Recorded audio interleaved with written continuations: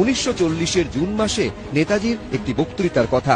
ঝাড়গ্রামে এই বক্তৃতায় সুভাষচন্দ্র বসু হিন্দুত্ববাদী রাজনীতির ঘোর সমালোচনা করেছিলেন। সেখানে তিনি বলেছিলেন, সন্ন্যাসী ও সন্ন্যাসিনীদিগকে ত্রিশূল হাতে হিন্দু মহাসভা ভোট ভিক্ষায় পাঠাইয়াছেন। ত্রিশূল ও গৈরিক বসন দেখিলে হিন্দু মাত্রেই শির নত করে। ধর্মের সুযোগ নিয়া ধর্মকে কলুষিত করিয়া হিন্দু মহাসভা রাজনীতি ক্ষেত্রে দেখা দিয়েছে।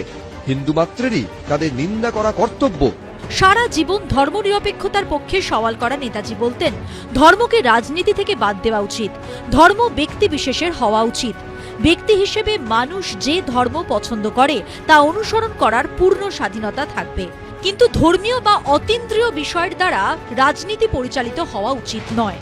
দারিদ্র্য, বেকারি, অশিক্ষা ও রোগগ্রস্ততা, কর ও ঋণের বোঝা সব সমস্যাই হিন্দু ও মুসলমান সহ অন্যান্য সম্প্রদায়ের জনগণকে একইভাবে আঘাত করে এবং এগুলির সমাধানও সর্বাগ্রে রাজনৈতিক সমস্যার সমাধানের উপর নির্ভর করে।